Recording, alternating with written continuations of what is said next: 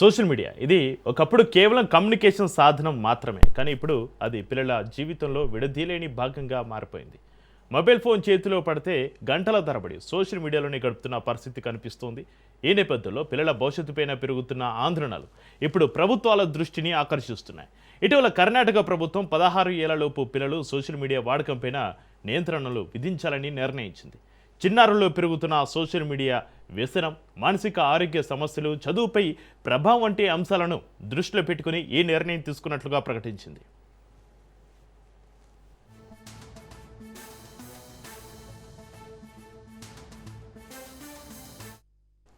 ఇక ఆంధ్రప్రదేశ్లో కూడా 13 నుంచి 16 ఏళ్ల మధ్య పిల్లలు సోషల్ మీడియాను దూరంగా ఉంచేందుకు చర్యలు తీసుకోవాలని ప్రభుత్వం భావిస్తుంది. చిన్న వయసులోనే మొబైల్ ఫోన్లకు అలవాటు పడడం పిల్లల మానసిక, సామాజిక అభివృద్ధిపైన ప్రతికూల ప్రభావం చూపుతుందని నిపుణులు చెబుతున్నారు. ఇది కేవలం భారత్కే పరిమితమైన సమస్యే కాదు, ప్రపంచవ్యాప్తంగా పిల్లలు సోషల్ మీడియాకు అడిక్ట్ అవుతున్నారని అనేక అధ్యయనాలు చెబుతున్నాయి. గంటల తరబడి రీల్స్, వీడియోలు, గేమ్స్, చాటింగ్లతోటి పిల్లలు సమయం గడుపుతున్నారు. ఫలితంగా చదువు, ఆరోగ్యం, కుటుంబ సంబంధాలపైన కూడా ప్రభావం పడుతోంది.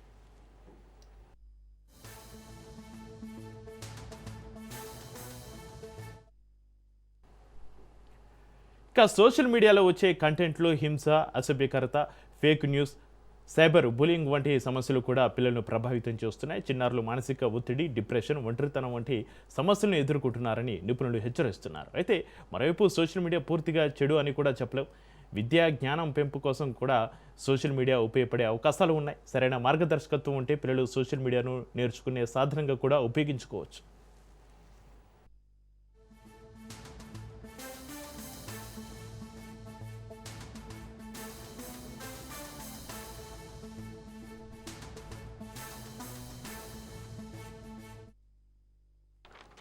ఇప్పుడు ప్రధాన ప్రశ్న ఏమిటంటే, సోషల్ మీడియా పైన నిషేధాలు విధించడం నిజంగా సమస్యకు పరిష్కారమా, లేక ఇది తాత్కాలిక చర్య మాత్రమేనా? పిల్లల చేతిలో ఉన్న మొబైల్ ఫోన్లను నిజంగా దూరం చేయగలమా? తల్లిదండ్రులు, గురువులు, సమాజం కలిసి ఈ సమస్యను ఎలా ఎదుర్కోవాలి? సోషల్ మీడియా పిల్లల భవిష్యత్తును చెడగొడుతుందా, లేక సరైన మార్గదర్శకత్వం ఉంటే అది అవకాశాల ప్రపంచమా? ఇవే కీలక ప్రశ్నలతోటి ఈరోజు ప్రత్యేక చర్చ కార్యక్రమాన్ని నడిపిద్దాం. మనకు అందుబాటులో ఉన్నారు ప్రముఖ రాజకీయ విశ్లేషకులు డాక్టర్ అంది సత్యం గారు. అంది సత్యం గారు, నమస్కారం అండి. నమస్తే అండి. సత్యం గారు, కర్ణాటక ప్రతిపాదించినట్లుగా 16 ఏళ్ల లోపు పిల్లలపైన సోషల్ మీడియా నిషేధం విధించడం ఇది సాంకేతికంగా సాధ్యమవుతుందంటారా సత్యం గారు? కర్ణాటక కన్నా ముందే ఆస్ట్రేలియా నిషేధించారు 16 ఇయర్స్ అందుబాటులో ఉంచొద్దని. ఇప్పుడు మన దేశం చర్చకు వస్తే కర్ణాటక, ఆ తర్వాత ఆంధ్రప్రదేశ్ కూడా ఆలోచిస్తుంది. ప్రతి రాష్ట్రానికి కూడా ఇది ఒక వర్రీ ఇష్యూ అయిపోయింది. అయితే సోషల్ మీడియా 16 ఇయర్స్ అనే దానికన్నా ముందు అసలు సోషల్ మీడియా ఉండాలన్నా వద్దా అనేటువంటి చర్చ ఒకటి ఉంది. ఖచ్చితంగా ఇది ప్రజల్ని ఎడ్యుకేట్ చేయడానికి సామాన్యుల చేతిలో ఇది ఒక వెపన్. ఎందుకంటే ఇవాళ ఛానల్స్ని, మేజర్ ఛానల్స్ అన్నిటినీ కొన్ని కంపెనీస్ వాళ్ళ చేతుల్లో పెట్టుకున్నాయి, కొన్ని రాజకీయ పార్టీలు సపోర్టెడ్గా వాళ్ళ చేతుల్లో పెట్టుకున్నాయి, పరోక్షంగా రాజకీయ పార్టీలు అధికార పార్టీలో ఉన్నటువంటి చోట్ల అధికార పార్టీల కొమ్ము కాసే విధంగా ఈ ఛానల్స్ను ఉంచున్నాయి. కేవలం అధికార పార్టీ వార్తలు లేదా ప్రభుత్వం యొక్క వార్తలు తప్ప ప్రజల యొక్క స్పందన గురించి వాటిల్లో మనం చూడం. ఇటువంటి పరిస్థితుల్లో సోషల్ మీడియా అనేటువంటిది సామాన్యుల చేతిలో మంచి వెపన్. అయితే దీన్ని పాజిటివ్గా వాడుకుంటే దీన్ని ప్రజల ఇష్యూస్, లేదా డౌన్ ట్రాడన్ ఇష్యూస్, లేదా బాటమ్ లెవెల్ ఇష్యూస్, ఇవన్నీ చర్చకు వస్తే దీని ద్వారా ఇది ఒక అద్భుతమైనటువంటి సాధన. తర్వాత డెమోక్రసీ బలపడటానికి ఉపయోగపడుతుంది. ఎందుకంటే అధికారిక ఛానల్స్లో అధికార కార్యక్రమాలు వాళ్ళకు ఫేవరబుల్గా చూపెడతారు, లేదా ఛానల్ ఓనర్స్ అయితే ఓనర్స్ యొక్క అభిప్రాయం ప్రకారం ఛానల్స్ నడుస్తుంటాయి. కానీ సోషల్ మీడియా మాత్రం అట్లా కాదు. ఇప్పుడు కూడా అసలు నిజాలు సోషల్ మీడియాలో ఎక్కువ తెలుస్తున్నాయి. ఇది ఒక పాజిటివ్ ఆస్పెక్ట్. ఇక నెగటివ్ ఆస్పెక్ట్ వచ్చినప్పుడు ఈ సోషల్ మీడియాలో అనేక కట్టుకథలు ప్రచారం చేయటం, ఆర్టిఫిషియల్ ఇంటెలిజెన్స్ వచ్చిన తర్వాత మరీ అధ్వానంగా విషయాల్ని తారుమారు చేయటం, ఇటువంటివి జరుగుతూ ఉన్నాయి. సహజంగానే 14 ఇయర్స్ నుంచి 16 ఇయర్స్ 17 ఇయర్స్ మధ్య ఉండేటువంటి అట్రాక్షన్ తోటి వాళ్ళకు సోషల్ మీడియాలో నెగటివ్ అంశాలని ఫాలో అవుతున్నటువంటి విషయం కూడా వాళ్ళకు తెలియదు. ఏదైనా ఒక గ్రాడ్యుయేషన్ అయిపోతే కానీ, ఒక డిగ్రీ అయిపోతే కానీ, లేక 20 ఇయర్స్ దాటితే కానీ మంచి చెడు మధ్య విచక్షణ తెలిసే అవకాశం లేదు. దాన్ని డిస్క్రిమినేట్ చేసుకోవటం కూడా 14-16 ఇయర్స్ మధ్య లేదా 13 ఇయర్స్ మధ్య తెలవటం కష్టం. వాళ్ళకు వాడి ఎడల అట్రాక్ట్ అవుతున్నావు, ఇవి నెగిటివ్ విషయాలు అని కూడా తెలియదు వాళ్ళకు. ఏది అట్రాక్టివ్ ఉంటే దానే ఫాలో అవుతారు. అటువంటి ప్రమాదం ఇవాళ సోషల్ మీడియా అందుబాటులో ఉండి యూత్కు నెగిటివ్ ఎఫెక్ట్ ఉంటా ఉంటుంది. దీనికి పరిష్కారం ఒకటి టెక్నాలజికల్ పరిష్కారాలు, 2 మానిటరింగు, 3వది మోటివేషన్, 4వది ఆల్టర్నేటివ్స్. ఇవన్నీ చూడాలి. చూస్తేనే కొంత పరిష్కారం అయ్యేటువంటి అవకాశం ఉంది. సత్యం గారు, ఇక్కడ కొన్ని టెక్ కంపెనీలు తమ లాభాల కోసం పిల్లలను ఆకర్షించే విధంగా కొన్ని యాప్స్ను రూపొందిస్తున్నాయి. వీటిని నియంత్రించేలా ప్రభుత్వం ఎలాంటి కఠినమైన చట్టాలు తీసుకురావాలంటారు సత్యం గారు? ఇప్పటికే నేను 4 రకాలు అని చెప్పా. దీన్ని ప్రత్యామ్నాయంగా ఆలోచించాలంటే 4 రకాలుగా దీన్ని మనం కంట్రోల్ చేయాలన్నాం. ఫస్ట్ టెక్నికల్ అంటే ఏమిటంటే ఆ సైట్స్ ఏవేవైతే డేంజరస్ సైట్స్ ఉన్నాయో, ఏవేవైతే మార్ఫింగ్ చేసి డేంజరస్ యాప్స్ కానీ లేదా సైట్స్ కానీ వీటన్నిటినీ కూడా ఈ కంటెంట్ అవైలబుల్ లేకుండా టెక్నికల్గా అందుబాటులో లేకుండా 16 ఇయర్స్ లోపు ఉన్నటువంటి వాళ్ళకి అందుబాటులో లేకుండా నిషేధించే అవకాశం ఉందా లేదా అన్అవైలబిలిటీని క్రియేట్ చేసే అవకాశం ఉందా అనేటువంటి పరిశీలించాల్సినటువంటి అవసరం ఉంది. ఎందుకంటే ఇవాళ డిజిటల్ టెక్నాలజీ ఏజ్ వచ్చేసింది. ఆర్టిఫిషియల్ ఇంటెలిజెన్స్ మొత్తాన్ని కమాండ్ చేసే పరిస్థితి వచ్చింది. ఈ పరిస్థితుల్లో పిల్లలకు మరి 3వ తరగతి నుంచే డిజిటల్ టెక్నాలజీ మీద అవగాహన పెట్టాలంటున్నాం. మరి సెల్ ఫోన్ అందుబాటులో లేకుండా డిజిటల్ టెక్నాలజీ గురించి పిల్లలకు అవగాహన జరిగేటువంటి అవకాశం లేదు. ప్రాక్టికల్ ఎక్స్పీరియన్స్ సెల్ ఫోన్ ద్వారానే గెయిన్ అవుతున్నారు. పాఠాలు చెప్తే సరిపోదు.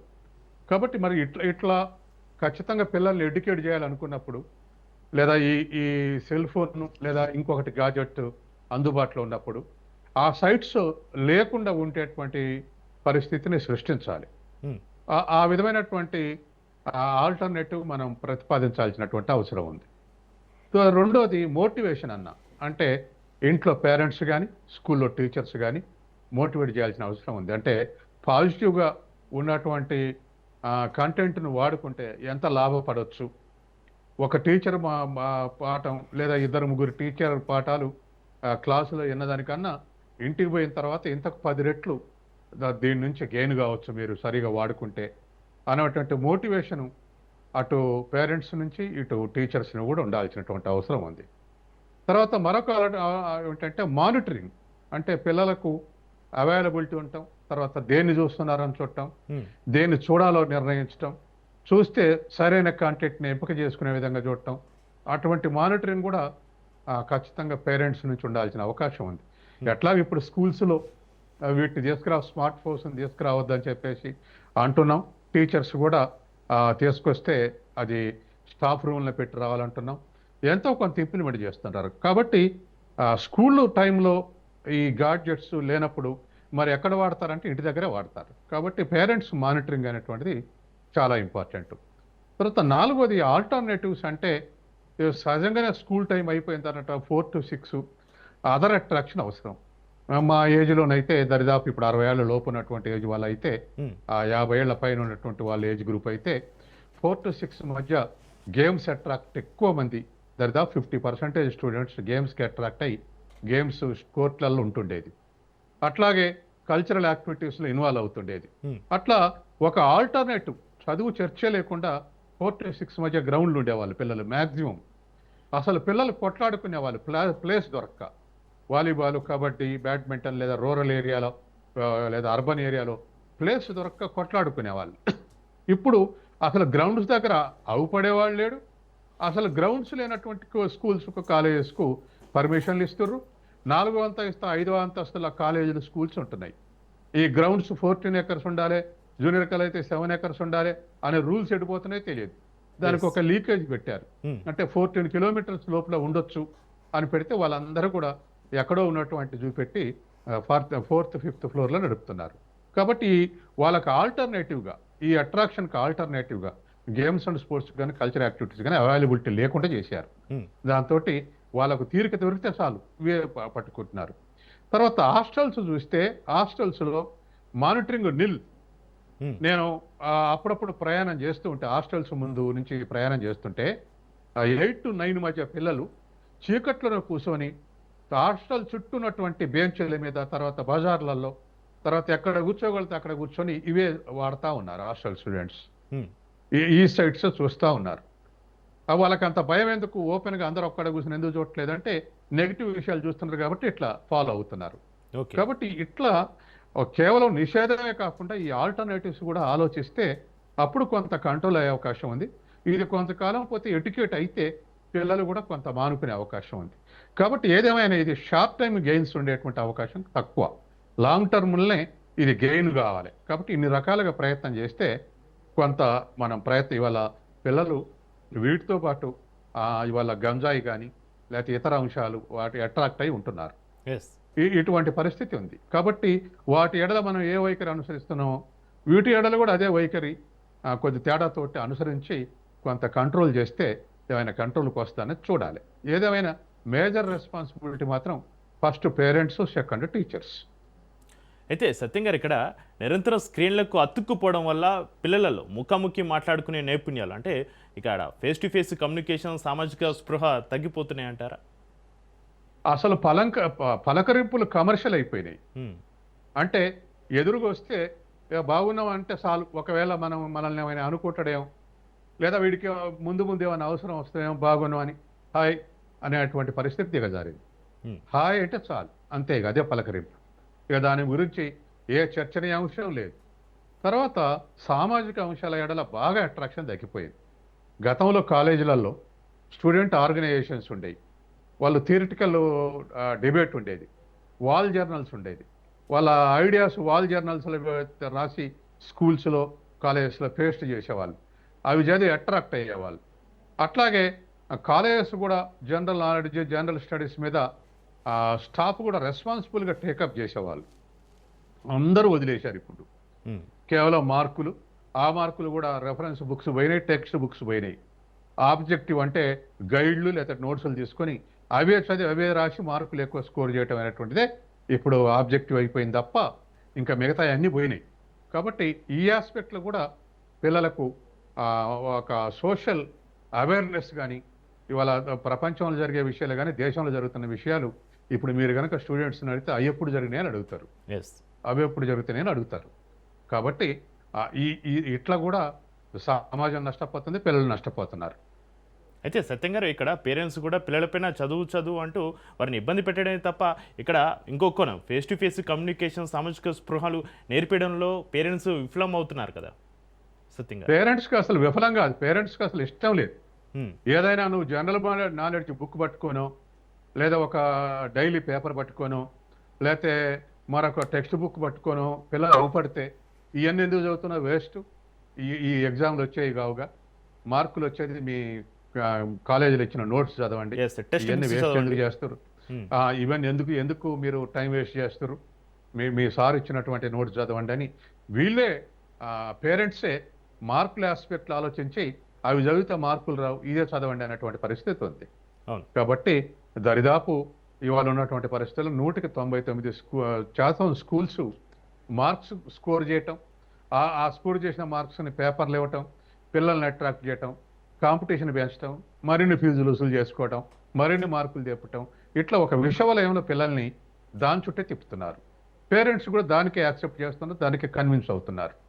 కాబట్టి ఇటువంటి పరిస్థితి వాళ్ళు సృష్టించబడుతుంది. అందుకని చట్టం తెస్తే 16 లోపు ఇది నిషేధం అంటే ఇగో ఇన్ని సైడ్ ఎఫెక్ట్స్ ఇన్ని ఉన్నాయి. వీటన్నిటి కూడా చర్చిస్తే అన్నిటికీ సొల్యూషన్ దొరికితే ఫైనల్ సొల్యూషన్ ఈ నిషేధం ఇచ్చిన దానికి ఒక రిజల్ట్ వచ్చే అవకాశం ఉంది. ఎక్కడెక్కడ లీకేజెస్ ఉంటే దీనివల్ల చట్టంగానే మిగిలిపోయేటువంటి అవకాశం ఉంది.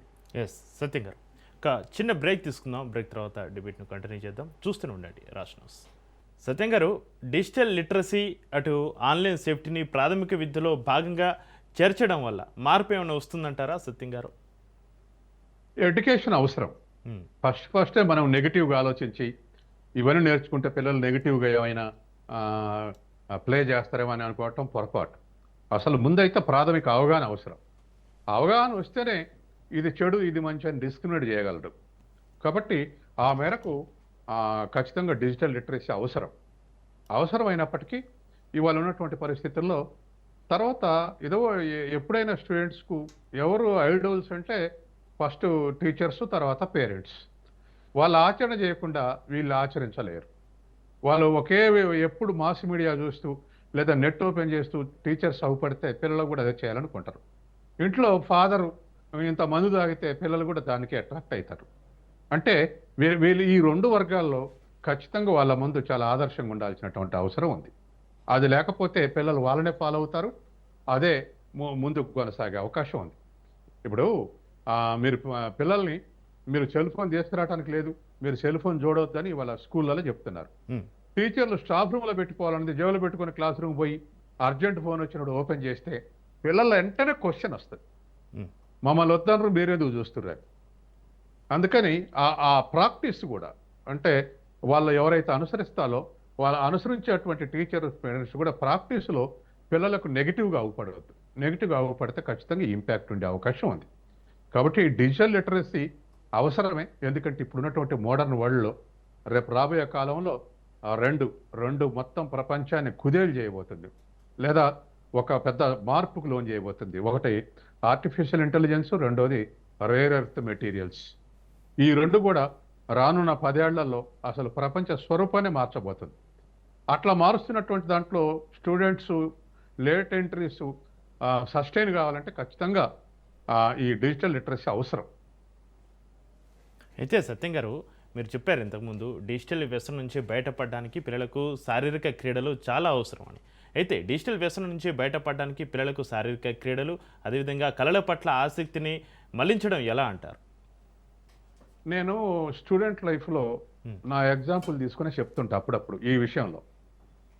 ఎందుకంటే 4 to 6 అసలు చదువు నిషేధించాలంట. నేను కార్పొరేట్ కాలేజెస్లో, కార్పొరేట్ స్కూల్స్లో నేను కొన్ని కార్పొరేట్ కాలేజ్ టాప్ 2-3 క్యాంపస్లలో పోయి చూస్తే 4 to 6 మధ్య వాళ్ళకు గ్యాప్ ఇచ్చి 4కు టీ దాగి వచ్చి కూర్చుంటే ఆ చైర్లలో మెడలు వంచి, నోట్స్లో వంచి 6కు లేపుతున్నారు తలలు.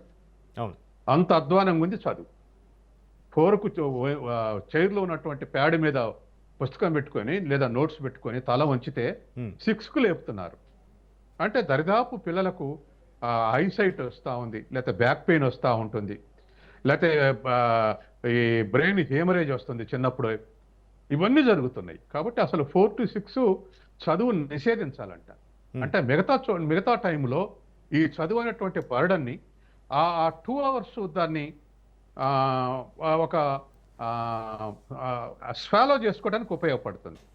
ఏదైతే ఒత్తిడి సృష్టిస్తుందో ఆ ఒత్తిడి నుంచి బయటపడటానికి ఉపయోగపడుతుంది. అందుకని అటువంటి పరిస్థితి అవసరం. పర్సనల్ ఎగ్జాంపుల్ చెప్పుకోలేదు కానీ నేను యూనివర్సిటీల ర్యాంకర్ని, యూనివర్సిటీ వాలీబాల్ కెప్టెన్ని కూడా. అంటే అది ఆల్టర్నేటివ్గా ఈ వేరు కావు, ఒకదానికొకటి ఇంకోటి సపోర్ట్ చేసుకునేటువంటి అంశాలే. చదువులో ఓడిపోతే రోజు క్రీడల్లో ఓడటం గెలవటం తెలిస్తే చదువుని ఓటమిగా అంగీకరించాడు, మనం మళ్ళీ గెలవచ్చు అనుకుంటాడు. అంటే ఒక సస్టైనబిలిటీ, ఒక రెసిస్టెన్స్ వస్తుంది చదువులు వీక్ అయినప్పుడు. చదువు బాగా చదివితే అదే షార్ప్నెస్ గేమ్లో కూడా ప్రదర్శిస్తూ ఉంటాడు. తర్వాత ఫిజికల్ ఇంప్రూవ్మెంట్ లేదు. అంటే వీటితోటి గేమ్స్ అండ్ స్పోర్ట్స్ తోటి, కల్చరల్ యాక్టివిటీస్ తోటి ఎప్పుడైతే దూరం అవుతాడో కళ్ళజోడు పెట్టుకునేటువంటి స్థితి రావటం, తర్వాత వంగిపోవటం, తర్వాత అనేకమైనటువంటి రకాలైనటువంటి శారీరక రుగ్మతలు వస్తూ ఉన్నాయి. దీంతో అసలు పిల్లల భవిష్యత్తే కష్టమవుతుంది. దీనికి కారణం ఫిజికల్ ఫిట్నెస్ లేకపోవటం ప్రధాన కారణం. అందుకని ఖచ్చితంగా పిల్లల్ని దాంట్లో నుంచి బయటికి లాగి వాళ్ళ శారీరకం కానీ, వాళ్ళ మెంటల్ ఎబిలిటీ కానీ, వాళ్ళకు సస్టైనబిలిటీ కానీ ఇవన్నీ కూడా వీటి ద్వారానే వస్తాయి. అందుకని ఖచ్చితంగా ప్రభుత్వం గతంలో అసలు గ్రౌండ్ లేని స్కూల్ లేదు, జడ్పీ స్కూల్. మీరు జడ్పీ స్కూల్స్ చూడండి, గత 30 ఏళ్ళ నుంచి నడిచే జడ్పీ స్కూల్స్, గ్రౌండ్ లేని జడ్పీ స్కూల్ లేదు. అట్లాగే ప్రైవేట్ పాఠశాలలు ఎక్కువ మంది గ్రౌండ్స్ ఉన్నాయి, కానీ రెంటెడ్ తీసుకొని నడిపేటువంటి వాటికి గ్రౌండ్ లేదని తెలిసి కూడా పర్మిషన్స్ ఇస్తున్నారు. 4th, 5th ఫ్లోర్ల స్కూళ్ళు, కాలేజీలు నడిపిస్తే ఏం గ్రౌండ్ ఉండదండి?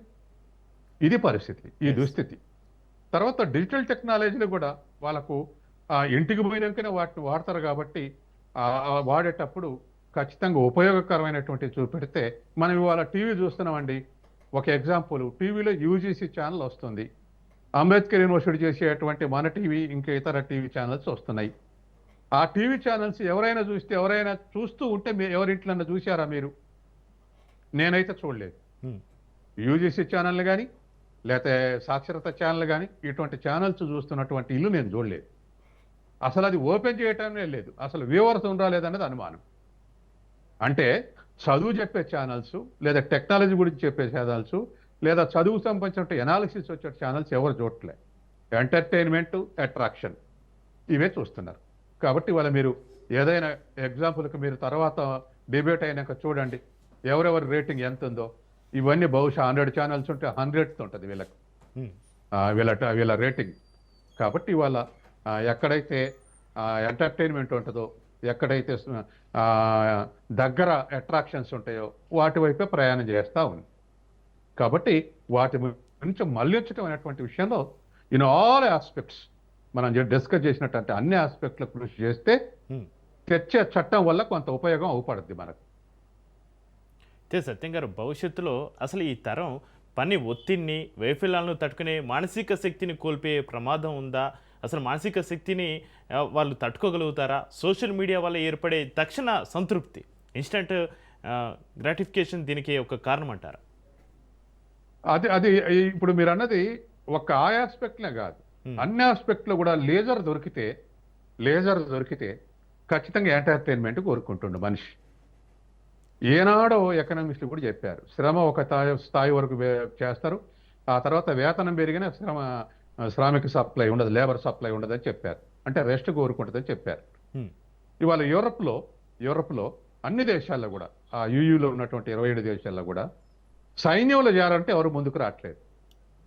ఎందుకు రావట్లేదు అంటే వాళ్ళ సంపాదనలు సరిపోని ఉన్నాయి, వాళ్ళ పర్ క్యాపిటల్ సరిపోనుంది, వాళ్ళు రెస్ట్ కోరుకుంటారు. ఇంకా రిస్క్ తీసుకున్నటువంటి సైన్యంలో చేరటం, రిస్క్ తీసుకున్నటువంటి మ్యాథ్స్, కంప్యూటర్స్ చేరటం ఇటువంటివి లేవు. ఏదైనా సోషల్ సైన్స్ చదువుతున్నారు లేకపోతే లేదు. ఆ పరిస్థితి ఉంది. ఇవాళ మొత్తం యూరప్కు సైన్యం లేకపోతే ఉన్నది 3 లక్షల మంది, అందులో అమెరికా వాళ్ళు 1,00,000 మంది పనిచేస్తున్నారు.